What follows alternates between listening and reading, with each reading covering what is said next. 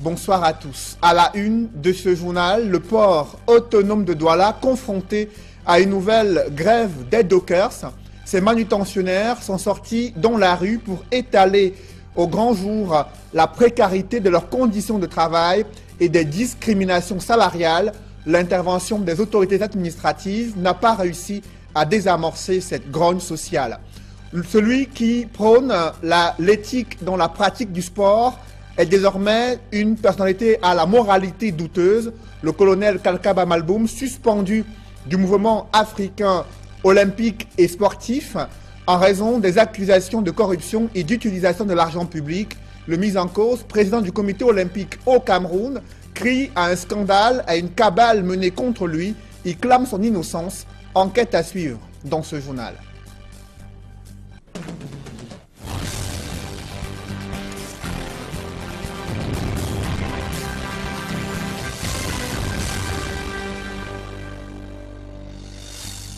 Merci de suivre cette édition complète de l'information sur Equinox Télévision. La grogne sociale qui prend de l'ampleur dans la ville de Douala ce vendredi, ce sont des dockers qui ont cessé leur activité pour sortir dans la rue et dénoncer la précarité de leurs conditions de travail sur la plateforme portuaire de la capitale économique du Cameroun. Ils évoquent la discrimination salariale et l'inexistence d'une réelle assurance pour près de 4000 dockers qui travaillent sur le site de la plateforme portuaire de Douala. Reportage Donald Agnouzwa, Warren Zede et Innocent Abega. La zone portuaire est une fois de plus sous le coup d'une paralysie. Les dockers ont cessé de décharger les conteneurs pour venir exprimer leur mécontentement à l'ancienne direction des douanes à Douala. On a tant dit aux dockers d'aller travailler. Aujourd'hui, nous sommes dans quelle situation? Nous voulons plus vivre la précarité. Parce que le docker souffre normalement. Le docker travaille au port autonome de Douala. Aux yeux de tous les Camerounais, il est un brillant travail avec un bon salaire. Pourtant, nous n'avons pas de salaire. Nous voulons la révision de la convention collective. Et nous voulons être régis à la convention nationale qui est 8 heures. Et nous, les dockers, nous n'avions pas 8 heures. Il y en a d'autres qu'on les pointe 4 et 3 heures. Et d'autres ne leur pointent rien. Ils sont venus nous diviser à propos des cartes, les cartes types de cartes. Il y a la carte verte qui sont pour les responsables, qui ont leur salaire et qui mangent très bien dans le froid.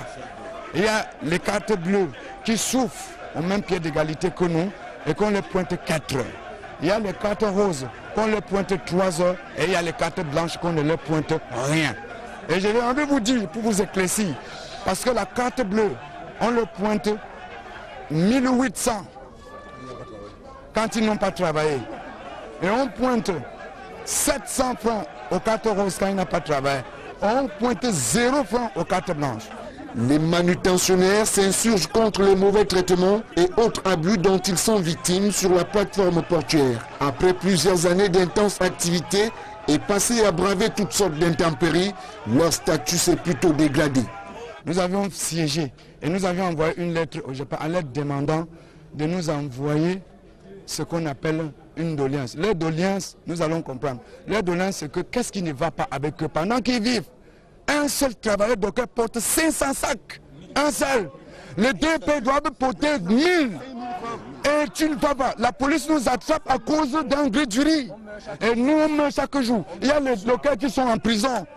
Pendant que nous, on travaille, on part à l'hôpital, on ne nous prend pas en charge. Pourtant, on nous coupe 5200 pour le contrat d'assurance. Où va le Cameroun? Les grévistes vont aussi demander aux responsables du groupement professionnel des zaconniers du Cameroun, organe employeur, de quitter les lieux. Et c'est dans cette ambiance surchauffée que le sous-préfet de Douala Premier viendra proposer aux dockers l'ouverture du dialogue pouvant aboutir à une sortie de crise. Je vous propose ceci, que vous choisissez même 30 personnes et qu'on a dans mon bureau, on va discuter en personne responsable. Là, quelqu'un prend la parole, on entend bien ce qu'il dit. Aucun débat ne peut se faire comme ça là. Les dockers ont opposé une fin de non-recevoir. Même l'intervention du préfet du Vouri n'a pas réussi à désamorcer cette grogne sociale.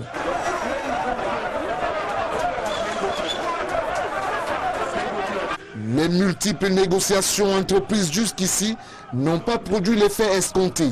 Les dockers qui poursuivent leur mouvement de grève exigent la mise en application immédiate de leurs différentes revendications.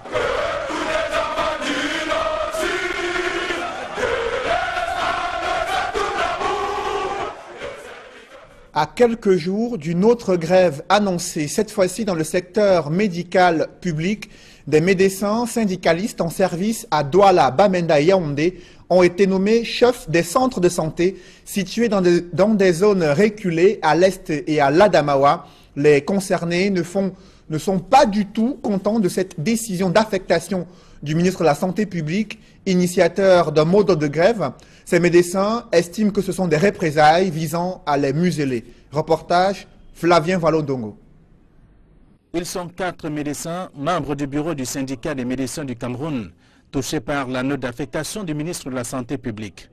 Ces derniers, qui entendent poursuivre la seconde phase de leur grève dès la semaine prochaine, pensent que André Mamafouda veut fragiliser leur mouvement. C'est une stratégie pour disloquer. On ne pensait pas que le ministre était dans la logique, n'est-ce pas, de la guerre. On pensait qu'en tant que responsable de santé, par rapport à nos revendications, qui sont des revendications tout à fait nobles, légitimes, on pensait qu'il allait nous rencontrer de nouveau et en discuter.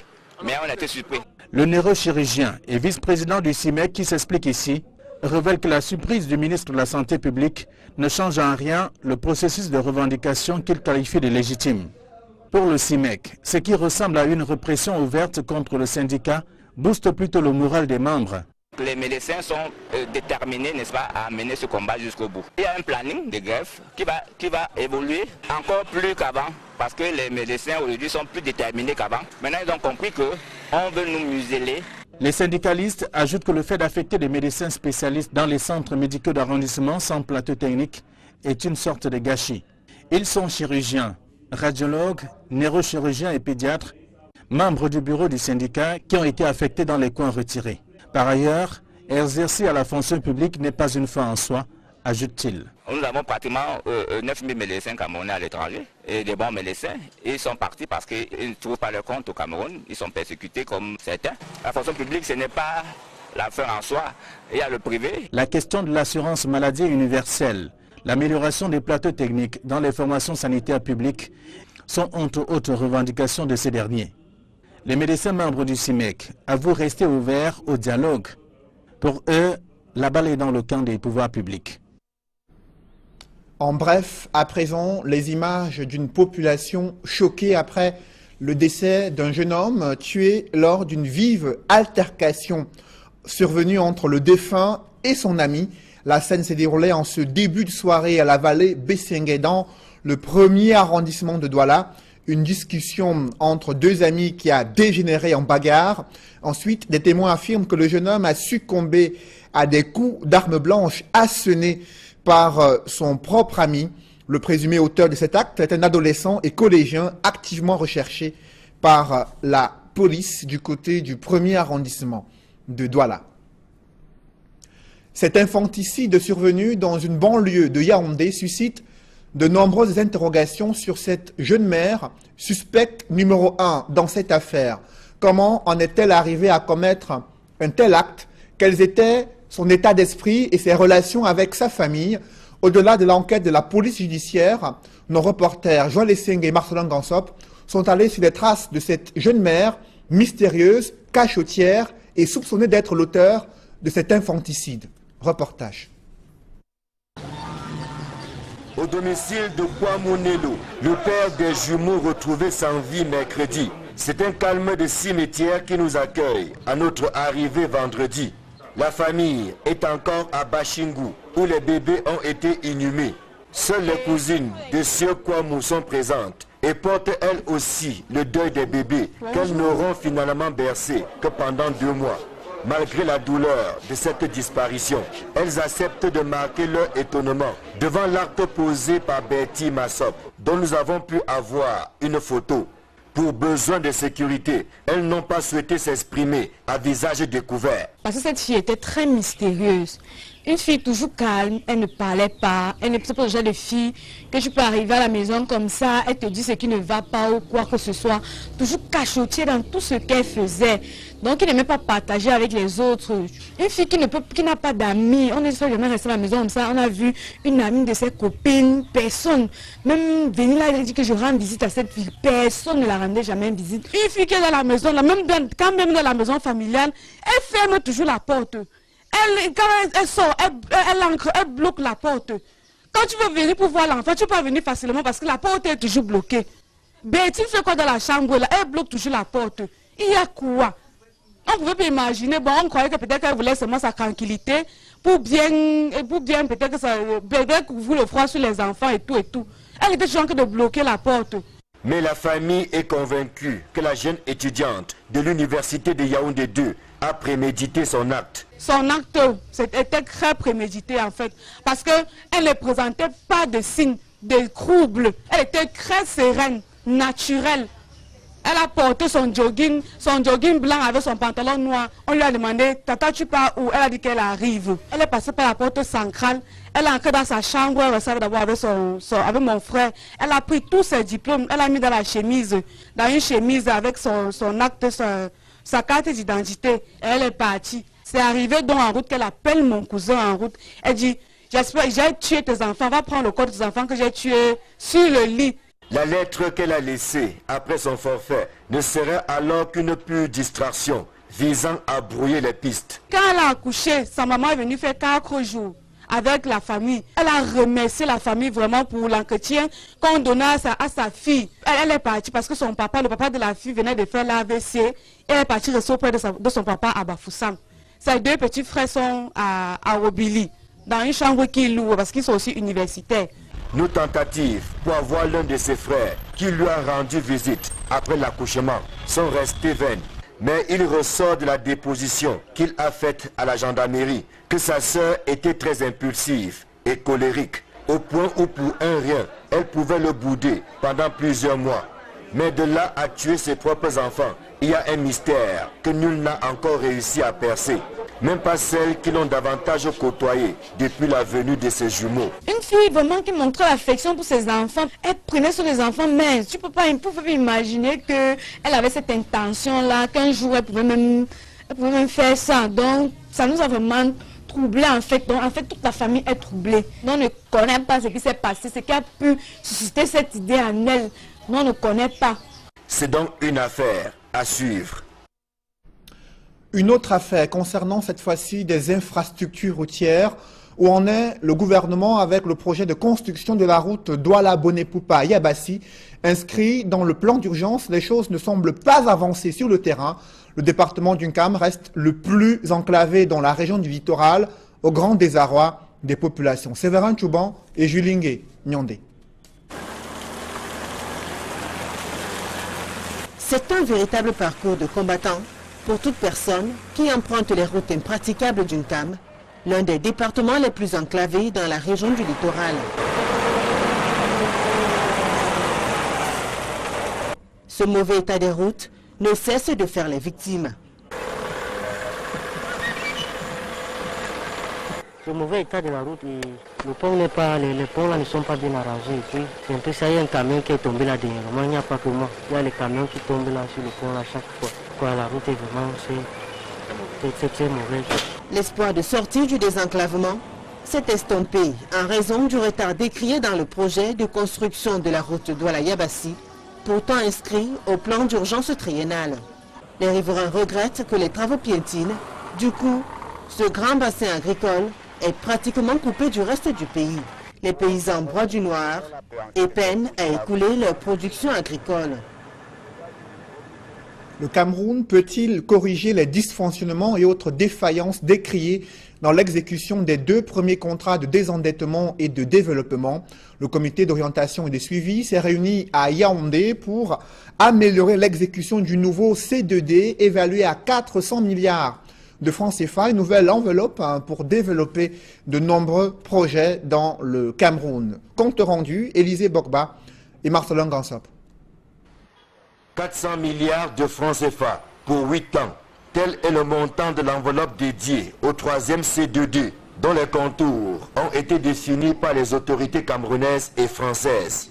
400 milliards pour accélérer la réduction de la pauvreté et booster la croissance inclusive, et ce à travers les secteurs clés tels que l'agriculture et le développement rural, puis les infrastructures et aménagements urbains.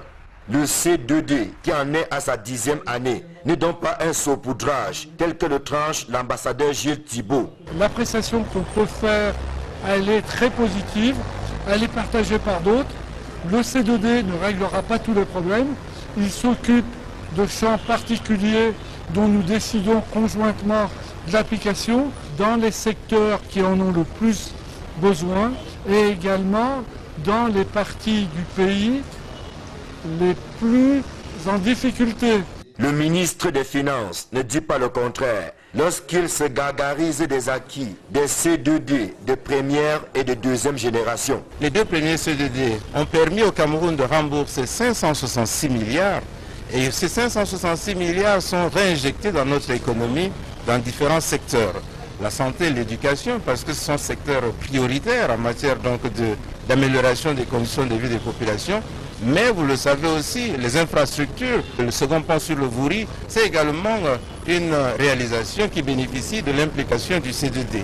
D'où la satisfaction exprimée par le comité d'orientation et de suivi du C2D. Le plan capital régional, 3e C2D, s'intéressera au développement de Maroua et de Bamenda, continuera à supporter le développement des infrastructures, à être très présent dans le domaine de la santé, de l'éducation. Il est question de poursuivre cette dynamique dans le cadre du C2D de 3e génération. Nous l'appelons C2D de maturité parce que les 10 premières années nous ont aidés à mieux appréhender les enjeux, surtout affiner les instruments qui sont mis en œuvre pour que l'efficacité soit au rendez-vous. Au terme du 3e et dernier C2D, ce sont près de 1000 milliards de francs CFA qui auront été investis dans l'économie camerounaise afin de réduire la pauvreté, d'assurer une meilleure santé des populations, d'améliorer les infrastructures et d'impulser le développement. Et le Cameroun qui sollicite encore d'importants crédits auprès de la Banque africaine et la Banque islamique de développement. Selon des décrets présidentiels rendus publics ce vendredi, le gouvernement doit emprunter environ 300 milliards de francs CFA auprès de ces institutions bancaires pour financer des projets de réhabilitation des infrastructures routières, mais aussi le développement de l'élevage au Cameroun. Parlons à présent du travail manuel inscrit parmi les épreuves du BEPC au Cameroun. Ce travail manuel est orienté vers les activités agro-pastorales, notamment dans la localité de Loum, où des enfants et des élèves candidats au BEPC s'adonnent véritablement à ces activités agro-pastorales. Jacques Mollon et Gladys Sidier.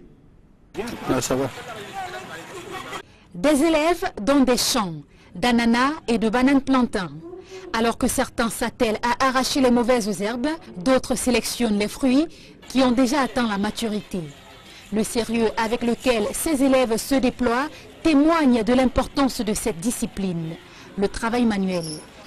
Auparavant, nous notions sur les âges de classe. Mais maintenant, cette façon de nous noter, ça nous permet d'entrer vraiment dans les différentes cultures. Surtout que nous sommes dans une zone agricole, nous devons en profiter au maximum. Ça va compter pour les notes du BEPC. Nous sommes en milieu agricole et nous devons nous adapter. Le travail manuel est désormais une matière à prendre très au sérieux. Et en zone rurale, les chefs d'établissement mettent à la disposition des élèves un espace et le nécessaire pour mener à bien les activités agricoles et autres. Pour la création du champ, nous avons donc acheté des rejets et grâce aux élèves, ils ont commencé dès la première séquence à labourer d'abord le champ et nous leur avons montré en tendant des ficelles comment il faut mettre dans les rejets au sol. Parce que c'est inscrit dans le projet d'établissement. Il y a une certaine traçabilité. On a investi certaines sommes pour mettre en place la plantation d'un ananas. Il faut qu'à la fin, que l'on sache exactement ce qui est entré en termes de dépenses, ce qui revient en termes d'entrée. Et évidemment, tout ceci est budgétisé. Le budget de l'établissement est mis en place pour gérer un certain nombre de soucis, beaucoup plus au niveau de la coopérative scolaire. Le travail manuel figure parmi les matières proposées aux candidats au BEPC. Et ce sont les notes obtenues au courant de l'année scolaire qui sont prises en compte. Pour ce qui est de la notation des candidats au BEPC, il est admis que tous les trimestres, chaque candidat a une note sur 20 en travail manuel. Et à la fin de l'année scolaire, nous additionnons ces 3 notes-là et le résultat est transmis dans un document scellé, évidemment, au secrétariat du BEPC, et dans les jurys de délibération, où les présidents du jury, selon les instructions qu'ils auront reçues, sauront gérer ces différentes notes-là. Au lycée classique de Loum, 8000 plants d'ananas ont été mis en terre depuis l'année dernière.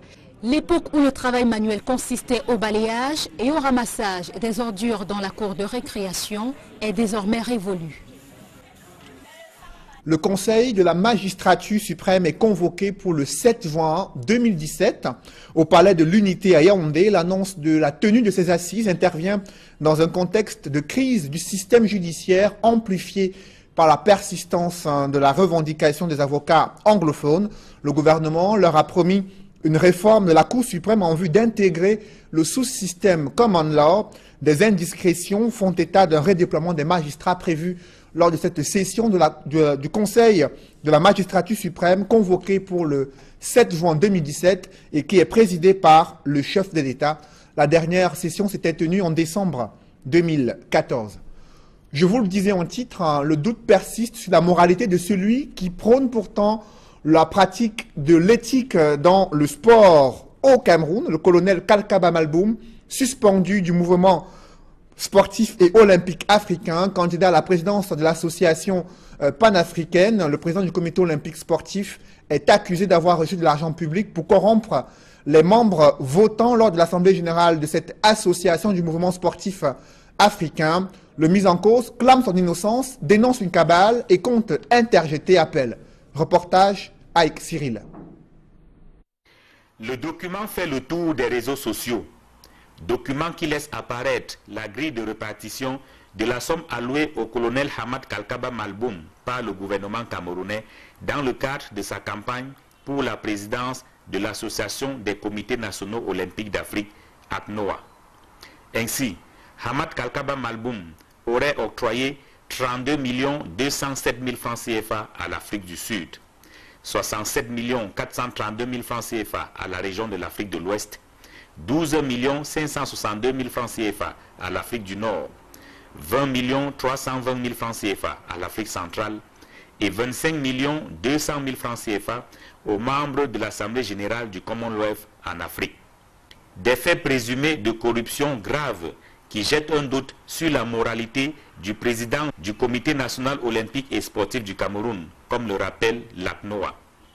L'Association des comités nationaux olympiques d'Afrique est d'autant plus surprise par ce manquement à l'éthique et aux valeurs olympiques que l'État camerounais s'est rendu lui-même coupable d'ingérence en mettant cet argent, 186 millions de francs CFA au total, à la disposition du colonel Hamad Kalkaba Malboum, candidat à la présidence de l'Association des comités nationaux olympiques d'Afrique.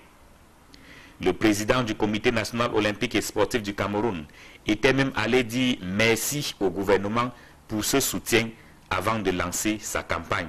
Je voudrais une fois de plus exprimer ma profonde gratitude, ma dévorante gratitude à M. le Président de la République du Cameroun qui a cru à ma modeste personne, qui a décidé que le gouvernement de la République puisse présenter ma candidature de manière aussi solennelle. Le sport n'est pas seulement le loisir, c'est tout un système social qui embrasse à la fois le développement, la paix, l'économie. Donc il faut une gestion efficiente, il faut une stratégie appropriée. Et c'est cela que je voudrais donner à l'ACNOA. Quelle est la mission assignée aux Lions cadets engagés dans la CAN des moins de 17 ans prévue dès ce week-end au Gabon? Le ministère des Sports demande aux poulains de Bertin et Boilet de remporter cette compétition comme l'ont fait leurs aînés en début d'année 2017. Cependant, l'encadrement technique pense plutôt que l'idéal serait d'abord de traverser le premier tour de cette compétition africaine. Mais la FECAFOOT reste assez silencieuse sur la mission assignée aux Lions cadets des moins de 17 ans qui participent à la CAN de la catégorie prévue dès ce week-end au Gabon. Reportage avec Cyril. Pour les pouvoirs publics, l'objectif est clair. Les Lions cadets doivent remporter la CAN des moins de 17 ans prévue au Gabon. Chers Lions cadets, votre mission au Gabon est spéciale. Il y a 4 mois, vos aînés, les Lions seniors, ont avec opiniâtreté, créativité, combativité et discipline réalisé l'exploit mémorable de remporter le trophée africain. Il ne vous sera fait aucune concession. Les pouvoirs publics voient déjà le trophée, mais l'encadrement technique ne va pas si vite en besogne. Le premier objectif, c'est de passer le premier tour. Nous ne sommes pas les favoris, nous allons là-bas pour essayer d'apprendre auprès des pays qui maîtrisent bien cette compétition. Pour passer ce premier tour, je pense que ça va donner plus de motivation aux enfants qui vont aller vers le trophée. Le même sentiment de prudence anime également la Fédération camerounaise de football. La fédération attend les bons résultats. Les bons résultats se préparent. Moi, je n'ai vraiment pas quelque chose à dire de plus que cela. Ils disent tous qu'ils sont prêts. Nous croyons à cela. Et on verra sur le terrain. Les Lions cadets ont bénéficié de plusieurs mois de stage. Au moment de quitter Yaoundé, l'équipe est plus ou moins sereine. Au moment où nous quittons le Cameroun, je pense qu'il y aurait une sérénité. Il y a encore quelques semaines, nous étions un peu... on ne savait vraiment pas quelle direction prendre parce qu'on n'avait pas encore fait de match. Et après ces matchs amicaux ici au Cameroun, je crois que les enfants ont pris des repères. Et aujourd'hui, ils ont retrouvé leurs sensations. Et je pense qu'ils auront fort à faire à la CAN pour les autres nations. Et je pense aussi qu'il y a beaucoup d'atouts dans ces joueurs, mais nous ne pouvons pas les énumérer ici. Qualificatif à la Coupe du Monde de la catégorie, la CAN U17 se dispute du 14 au 28 mai 2017 au Gabon. Logé dans le groupe A à Port-Gentil, le Cameroun a comme adversaire du premier tour le Ghana, la Guinée et le Gabon, pays hôte.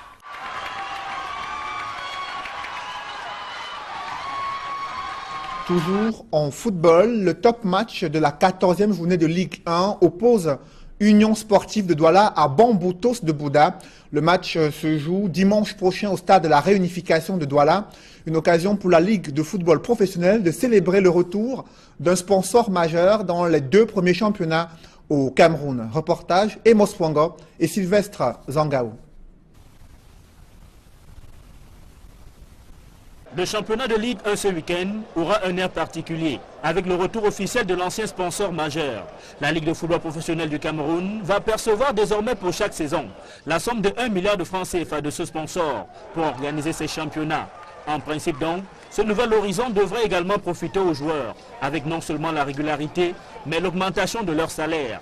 La célébration de ce retour va se faire dimanche au stade de la réunification de Douala, avec le top match de la 14e journée de Ligue 1 entre l'Union sportive de Douala et Bamboutos de Bouddha. Toujours dans le cadre de cette 14e journée de Ligue 1, ailleurs il y aura d'autres belles affiches. C'est le cas au stade militaire de Yaoundé, où Edine, actuel leader, va jouer contre New Star de Douala, avant-dernier au classement, mais décidé à sortir la tête de l'eau.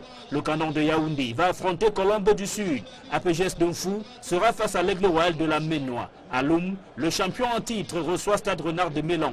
Un duel entre 2 clubs du département du Mungo. Il y aura un match à Bamenda entre Yon Sport Academy et le Dragon de Yaoundé.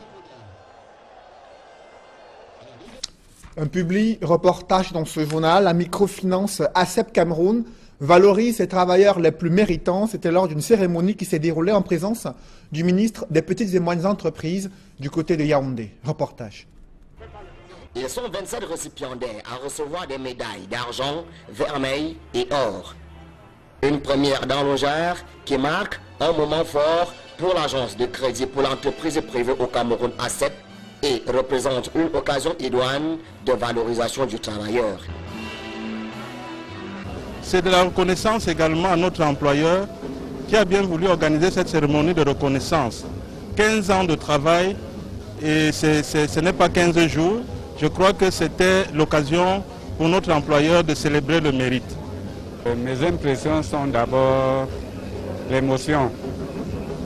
Parce que je peux vous dire, lorsqu'en septembre 1999, je peux dire aujourd'hui, mais qui l'eût cru? Parce qu'au moment où ACEP naissait, le Cameroun était champion en corruption, premier en corruption. Donc personne n'avait misé que ACEP pouvait faire un pas sans freiner. Moment exceptionnel aussi pour les employés d'ACEP d'une part et pour le directeur général Jean Zombo d'autre part, dont la demande de démission a été rejetée par le conseil d'administration.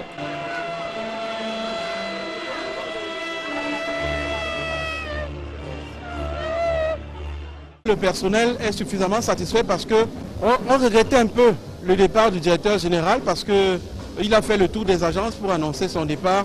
Mais nous avons tous été surpris, très surpris, hier après le conseil d'administration, que ce dernier a été maintenu à son poste. Donc pour nous, c'était quand même un motif de satisfaction. Même si je partais pas d'ACEP, je partais dans le groupe. Donc c'est toujours avec le même engouement. C'est mon bébé que j'ai créé, je peux m'amuser. Et il y a des clients qui me regardent, qui nous ont fait confiance depuis. Et que je vois grandir, ils ont commencé à 500 000 francs, maintenant ils se prennent 50, 100 millions de francs.